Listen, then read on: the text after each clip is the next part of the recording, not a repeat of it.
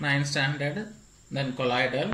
So last class, what is colloidal solution, Tyndall effect, everything finished. Today class, properties of colloid. Actually there are 5 properties that are there. One by one I will discuss. The first property of colloid, actually the properties of colloid, a colloid is a heterogeneous mixture. The first point is the properties of colloid. A colloid is a heterogeneous. You know that what is heterogeneous? Okay. Heterogeneous mixture. The first point, a colloid is a heterogeneous mixture. Then second, the size of particle of colloid is too small. The size of particles, you know, the size of particles, the size of particles of colloid, actually the solute particles, okay, the solute particle, the size of solute particles is too small to be individually seen by your naked eye. Actually the small particles, but you can seen by the your naked eye. Okay, you can be seen because in the in the night time you can on the torch, the beam of light, what will happen? Some of the dust particle can be traveled, you know. This the particle you can see, but the size was very small. For an example, okay, the size of particles of colloid, the size of particles of colloid is too small, but you can see by naked eye. But you can see by your naked eye. Okay, you can be seen by naked eye, but small size, but you can see. Okay, the next, colloids are big enough to scattering of, already discussed. For the scattering of light, you can pass the light ray can be traveled to the medium. The light ray can be travel the medium, but the light will be scattering. The light will be scattering light. Okay, I will write the scattering beam of light. The actually colloid are big enough to scatter a beam of light passing, you know, Tyndall effect only. Okay, passing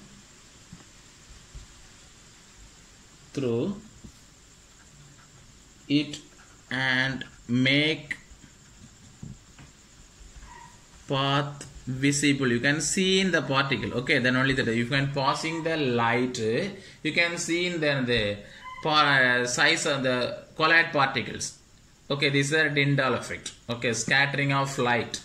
When a beam of light can be passed the colloidal solution, the light can be scattered. This effect only Tyndall effect. Okay, the next one, they do not settle down. Because why the particle do not settle down? Always the colloid particles are one movement. Is the last class I discussed, you know, the particle always moving. What's the name of the movement? Brownian movement. You know, Brownian movement. The movement is the Brownian movement, or in the zigzag method, you know. So actually the particle does not settle. Okay. Fourth one, they do not settle down. Why? Because the molecule always moving or roaming around the medium. Okay, this method only, zigzag method or and the Brownian movement. Okay, the next, fifth point, they cannot be separated. The colloid particle, they cannot be separated from the mixture of the process. Filtration method is not possible to segregation of dispersion medium and dispersion phase. Actually, filtration is not suitable for separated by the colloidal solution. Filtration only possible for and where in the suspension solution you can use for the filtration process. But the colloidal solution, how to segregate the dispersion phase and dispersion medium? One method is there. The name of the method is called centrifugation. The center force is there, you know, centrifugation. So the process name, they actually how to separate the separation of separation process name